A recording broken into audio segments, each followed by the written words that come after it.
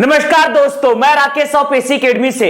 आज हम भारतीय अर्थव्यवस्था में डिस्कस करने जा रहे हैं भारतीय बैंक प्रणाली के अंतर्गत रिजर्व बैंक ऑफ इंडिया। भारतीय रिजर्व बैंक, ध्यान दीजिएगा, यह हमारा देश Bharat.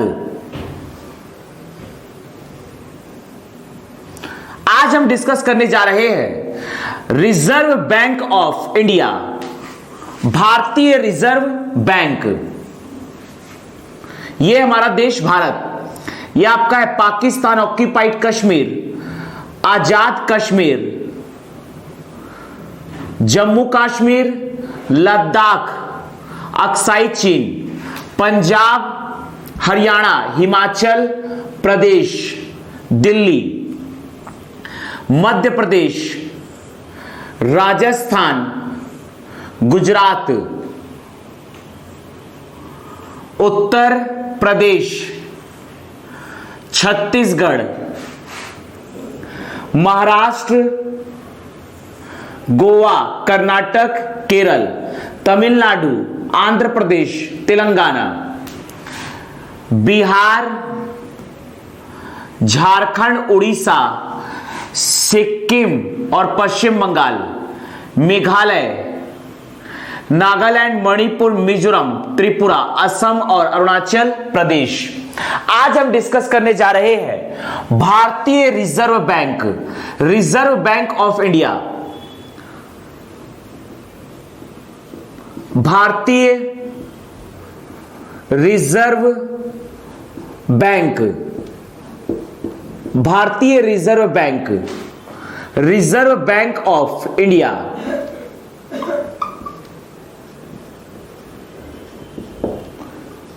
Reserve bank of India, RBI. ध्यान दीजिएगा, reserve bank of India, RBI.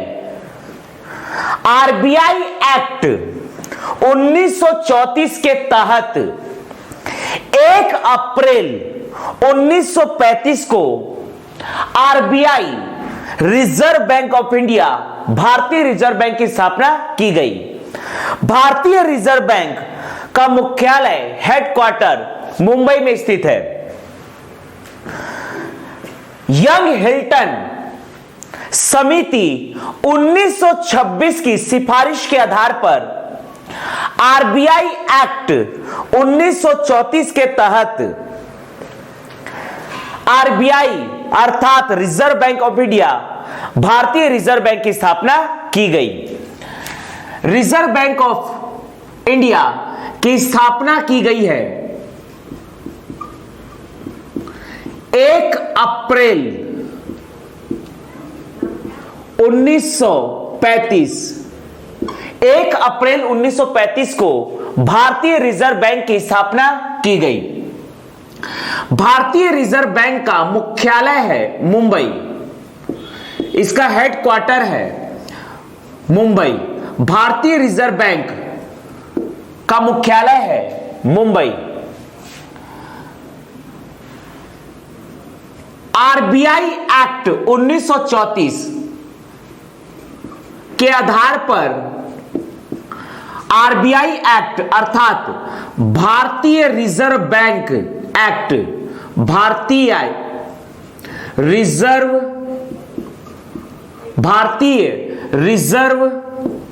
Bank अधिनियम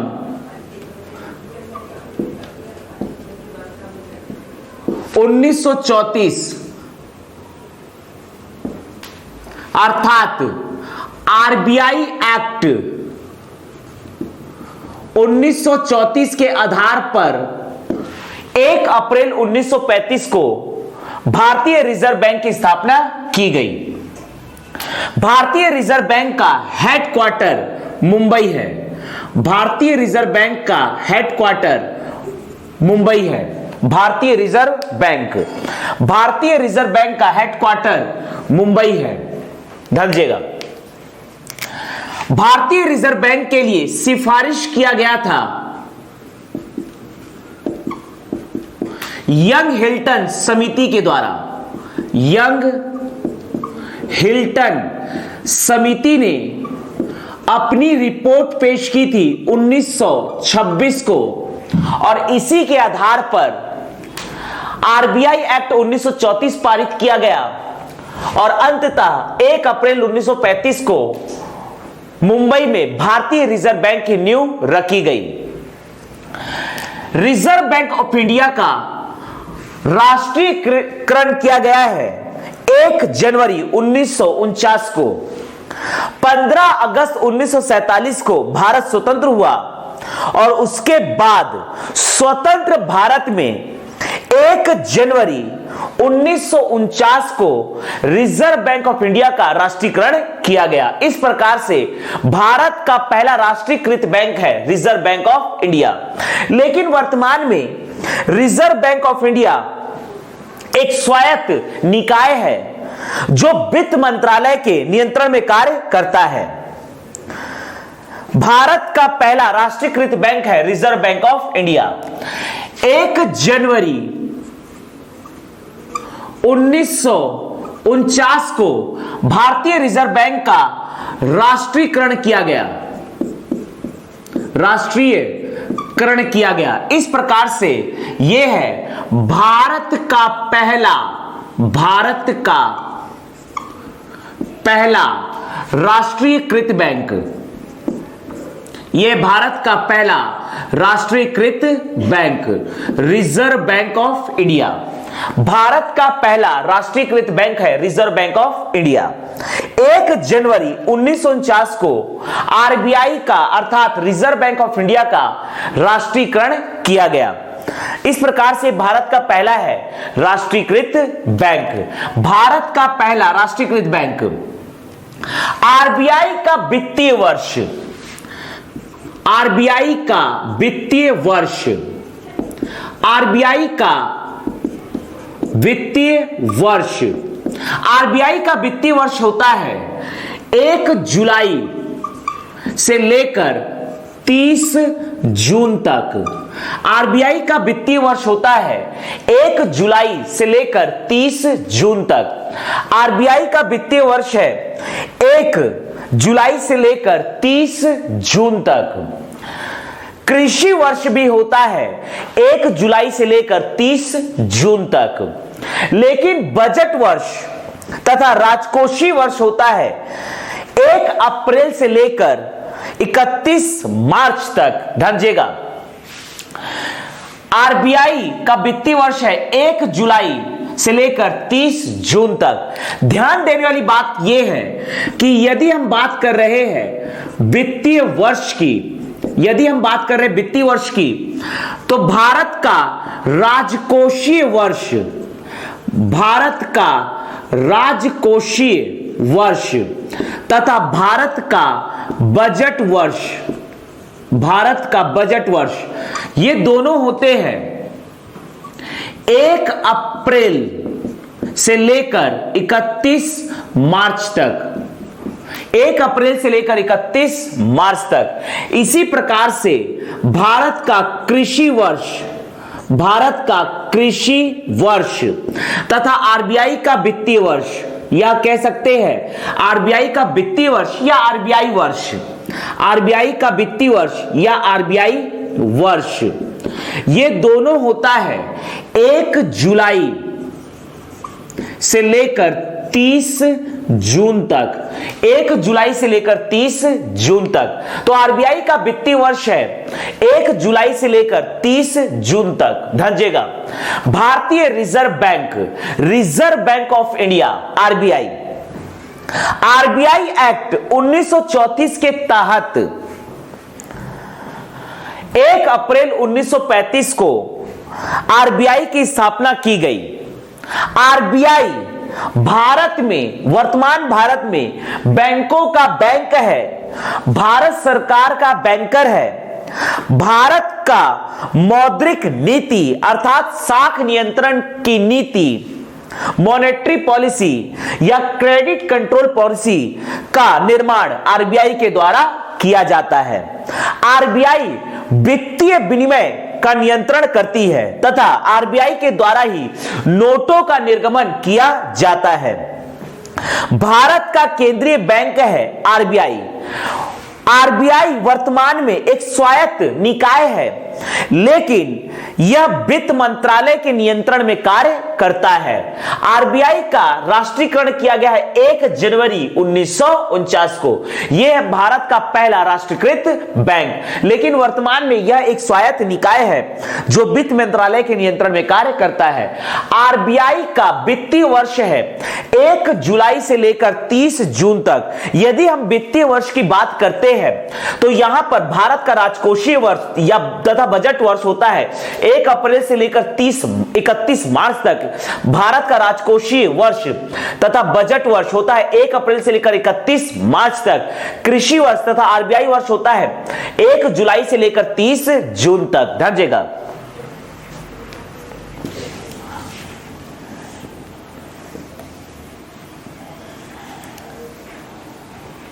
हम डिस्कस करने जा रहे हैं आरबीआई। ध्यान दीजिएगा, आरबीआई के बारे में विशेष बात ध्यान दीजिएगा। भारत का आरबीआई है भारत का केंद्रीय बैंक। भारत का केंद्रीय बैंक है आरबीआई। भारत का केंद्रीय बैंक है आरबीआई। भारत का केंद्रीय बैंक है आरबीआई। आरबीआई एक स्वायत्त निकाय है, अर्थात इंडिपेंडेंट बॉडी है। आरबीआई एक स्वायत्त निकाय है, परंतु आरबीआई वित्त मंत्रालय के नियंत्रण में कार्य करता है। वित्त मंत्रालय के नियंत्रण में कार्य करता है। वित्त मंत्रालय के नियंत्रण में कार्य करता है। आरबीआई भारत का केंद्रीय बैंक है। आरबीआई एक स्वायत्त निकाय है, परंतु यह वित्त मंत्रालय के नियंत्रण में कार्य करता है। आरबीआई भारत का केंद्रीय बैंक है। आरबीआई एक स्वायत्त निकाय है, लेकिन यह वित्त मंत्रालय के नियंत्रण में कार्य करता है। अगला हम डिस्कस करने जा रहे हैं आरबीआई के कार्य, आरबीआई के प्रमुख कार्य। अगला हम डिस्कस करने जा रहे हैं आरबीआई के प्रमुख कार्य। ध्यान दीजिएगा, आरबीआई के प्रमुख कार्य में पहला है नोटों का निर्गमन करना।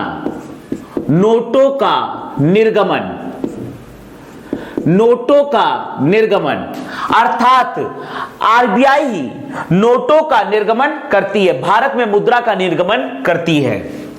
दूसरा है भारत का मौद्रिक नीति। भारत का मौद्रिक नीति, मॉनेटरी पॉलिसी, भारत का मौद्रिक नीति या इसे ही कहा जाता है शाख नियंत्रण की नीति। शाख नियंत्रण की नीति। ध्यान दीजिएगा, भारत का मौद्रिक नीति या शाख नियंत्रण क्या नीति, अर्थात भारत का मॉनेटरी पॉलिसी, भारत का मॉनेटरी पॉलिसी और credit control policy, credit control policy का निर्माण आरबीआई के द्वारा ही किया जाता है। नोटों का निर्गमन भारत का मौद्रिक नीति या शाख नियंत्रण की नीति बनाती है आरबीआई। आरबीआई विदेशी विनिमय को नियंत्रित करती है। आरबीआई विदेशी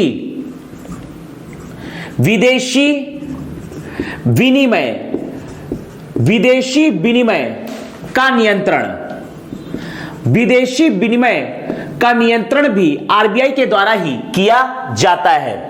आरबीआई है बैंकों का बैंक। अर्थात भारत में जितने भी बैंक हैं सभी के सभी आरबीआई के गाइडलाइन को फॉलो करते हैं। भारत में जितने भी बैंक हैं वो सभी के सभी आरबीआई के द्वारा दिए गए निर्देशों का पालन करते हैं। अर्थात भारत के सभी बैंक सामान्यतः अनुसूचित बैंक है जो आरबीआई के गाइडलाइन को फॉलो करते हैं।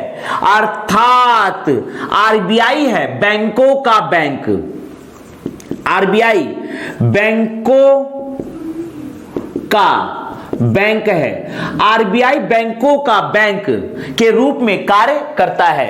आरबीआई बैंकों का बैंक है अर्थात आरबीआई के निर्देशों का पालन करने वाले बैंकों को कहा जाता है अनुसूचित बैंक।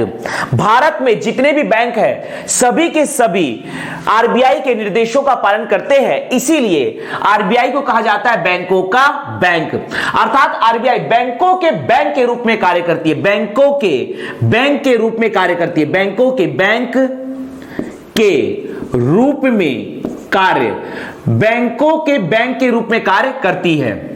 ध्यान दीजिएगा, भारत सरकार का बैंकर आरबीआई को कहा जाता है भारत सरकार का बैंकर, भारत सरकार के बैंकर के रूप में कार्य करती है आरबीआई। आरबीआई के प्रमुख कार्य है नोटों का निर्गमन करना, भारत का मौद्रिक नीति या साख नियंत्रण की नीति, मॉनेटरी पॉलिसी और क्रेडिट कंट्रोल पॉलिसी का निर्माण करना, विदेशी विनिमय का नियंत्रण, बैंकों के बैंक के रूप में कार्य भारत सरकार के बैंकर के रूप में कार्य करती है आरबीआई। इसमें डिस्कस करते हैं आरबीआई के क्षेत्रीय कार्यालय। ध्यान दीजिएगा, आरबीआई के क्षेत्रीय कार्यालय। आरबीआई के 4 क्षेत्रीय कार्यालय हैं। हालांकि आरबीआई का हेडक्वार्टर मुंबई है, लेकिन आरबीआई के इसके अतिरिक्त 4 क्षेत्रीय कार्यालय हैं। पहला है खुद मुंबई, आरबीआई का हेडक्वार्टर भी है मुंबई। दूसरा पकड़ना है दिल्ली, कोलकाता और चेन्नई।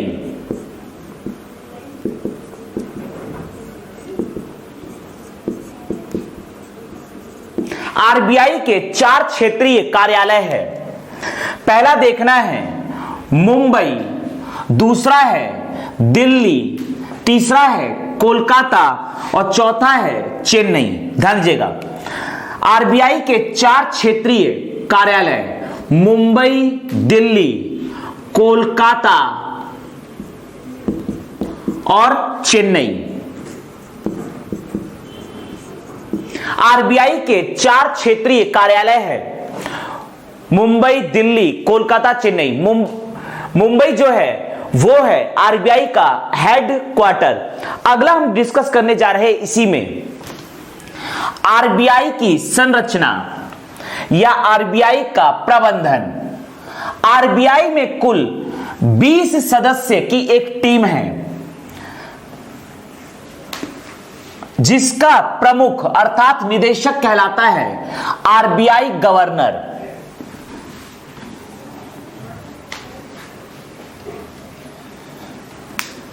अगला हम डिस्कस करने जा रहे हैं आरबीआई की संरचना।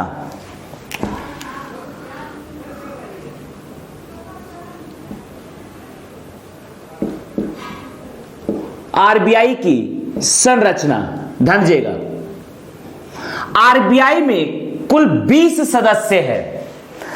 आरबीआई के निदेशक को कहा जाता है governor of RBI, RBI governor. ध्यान दीजिएगा, आरबीआई में कुल 20 सदस्य की एक टीम है। आरबीआई में सदस्यों की कुल संख्या है 20 और आरबीआई के निदेशक को कहा जाता है गवर्नर। आरबीआई में सदस्यों की कुल संख्या है 20 और आरबीआई के निदेशक को कहा जाता है आरबीआई गवर्नर, आरबीआई गवर्नर। ध्यान दीजिएगा,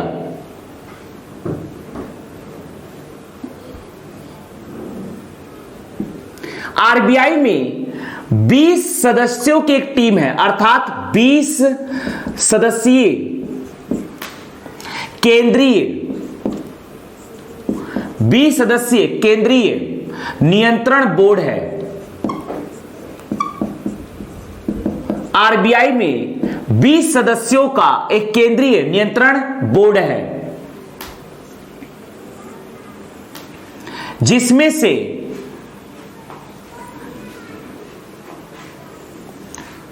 एक सदस्य है गवर्नर, जिसमें से एक सदस्य है आरबीआई गवर्नर। आरबीआई में कुल होते हैं 4 उप गवर्नर,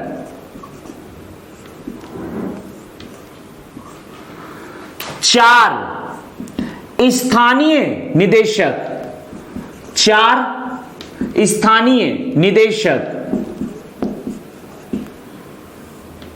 आरबीआई में कुल है 4 स्थानीय निदेशक। 20 सदस्य केंद्रीय नियंत्रण बोर्ड में एक गवर्नर है, 4 उप गवर्नर, 4 स्थानीय निदेशक, 4 स्थानीय निदेशक, एक वित्त मंत्री का अधिकारी, वित्त मंत्री का अधिकारी, एक सदस्य होता है वित्त मंत्री का अधिकारी।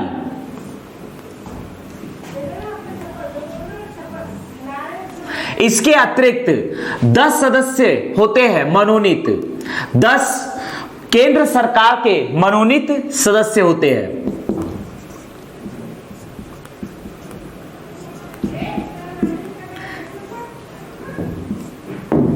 आरबीआई में कुल 20 सदस्यीय केंद्रीय नियंत्रण बोर्ड अर्थात 20 सदस्यों की एक टीम है, जिसके प्रमुख अर्थात निदेशक को कहा जाता है गवर्नर। एक गवर्नर है, 4 उप गवर्नर, 4 स्थानीय निदेशक, एक वित्त मंत्री का अधिकारी, 10 मनोनीत सदस्य।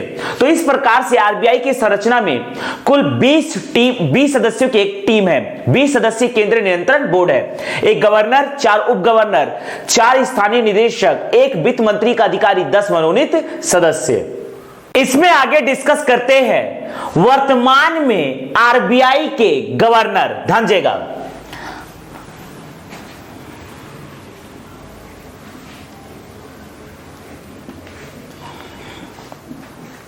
भारत के पहले आरबीआई गवर्नर हुए हैं सर ऑसबोर्न स्मिथ, तथा वर्तमान में आरबीआई के गवर्नर है शक्तिकांत दास। ध्यान दीजिएगा, हम डिस्कस करने जा रहे हैं RBI governor. RBI governor Bharat के पहले आरबीआई गवर्नर हुए हैं sir Osborne Smith. Sir Osborne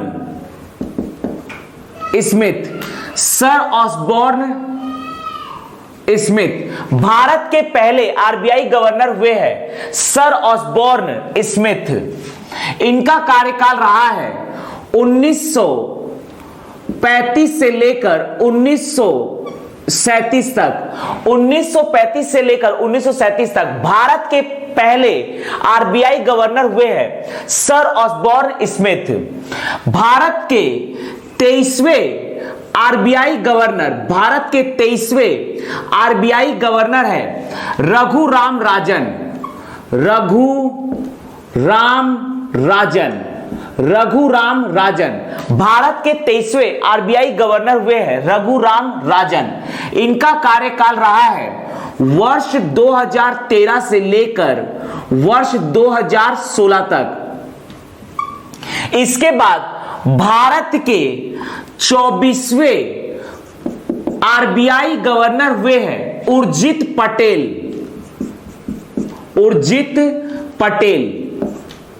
Bharat के 24वें आरबीआई गवर्नर हुए हैं उर्जित पटेल। इनका कार्यकाल रहा है वर्ष 2016 से लेकर वर्ष 2018 तक। वर्तमान में भारत के 25वें आरबीआई गवर्नर है शक्तिकांत कांत दास, शक्तिकांत दास, इनका कार्यकाल वर्ष 2018 से अब तक। ध्यान दीजिएगा, ध्यान देने वाली बात यह है कि भारत के पहले आरबीआई गवर्नर हैं सर ऑसबॉर्न स्मिथ। भारत के वर्तमान 25वें आरबीआई गवर्नर हैं शक्तिकांत दास। भारत के 25वें वर्तमान आरबीआई गवर्नर है शक्तिकांत दास। भारत के पहले RBI governor sir Osborne Smith, 23वें आरबीआई गवर्नर रघुराम राजन, 24वें आरबीआई गवर्नर उर्जित पटेल, 25वें वर्तमान भारत के आरबीआई गवर्नर है शक्तिकांत दास। अगला हम डिस्कस करने जा रहे हैं भारत के अनुसूचित बैंक, अर्थात वे सभी बैंक जो आरबीआई एक्ट 1934 के दूसरी अनुसूची में शामिल है, अर्थात वे सभी बैंक जो आरबीआई के दिशा निर्देशों का पालन करते हैं। 1 अप्रैल 2020 की स्थिति में भारत में कुल अनुसूचित बैंकों की संख्या है 187। अनुसूचित बैंक वे सभी बैंक जिनका उल्लेख आरबीआई एक्ट 1934 के दूसरी अनुसूची में किया गया है, अनुसूचित बैंक या शेड्यूल्ड बैंक कहलाते हैं। अनुसूचित बैंक आरबीआई के दिशा निर्देशों का पालन करते हैं। अनुसूचित बैंकों को आरबीआई से वित्तीय सहायता लेने का अधिकार होता है। अनुसूचित बैंक 1 अप्रैल 2020 की स्थिति में भारत में कुल अनुसूचित बैंकों की संख्या है 187। ध्यान दीजिएगा, आरबीआई भारत का केंद्रीय बैंक है। आरबीआई है भारत का केंद्रीय बैंक। आरबीआई है भारत का केंद्रीय बैंक। भारत का केंद्रीय बैंक है आरबीआई। ध्यान दीजिएगा, आरबीआई के दिशा निर्देशों का पालन करने वाले बैंकों को अनुसूचित बैंक या शेड्यूल्ड बैंक कहते हैं। आरबीआई एक्ट 1934 के दूसरी अनुसूची में शामिल बैंकों को अनुसूचित बैंक कहते हैं। भारत में सामान्यतः सभी बैंक अनुसूचित बैंक हैं। तो हम डिस्कस करने जा रहे हैं अनुसूचित बैंक। अनुसूचित बैंक हम डिस्कस करने जा रहे हैं अनुसूचित बैंक। ध्यान दीजिएगा, 1 अप्रैल 2020 की स्थिति में भारत में अनुसूचित बैंकों की संख्या है 187। 187। ध्यान दीजिएगा, 1 अप्रैल 2020 की स्थिति में भारत में अनुसूचित बैंकों की संख्या है, शेड्यूल्ड बैंकों की संख्या है 187। अनुसूचित बैंकों को कार्य प्रणाली के आधार पर 2 भागों में डिवाइड किया जाता है। पहला होता है अनुसूचित, पहला है अनुसूचित वाणिज्यिक या व्यापारिक बैंक।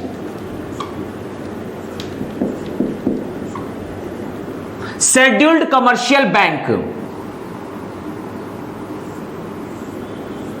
ध्यान दीजिएगा, जिसके अंतर्गत आता है, इसके अंतर्गत आते हैं राष्ट्रीय बैंक या राष्ट्रीयकृत बैंक, राष्ट्रीय बैंक या राष्ट्रीयकृत बैंक या सार्वजनिक क्षेत्र के बैंक, या इसे ही कहा जाता है सार्वजनिक क्षेत्र के बैंक। ध्यान दीजिएगा,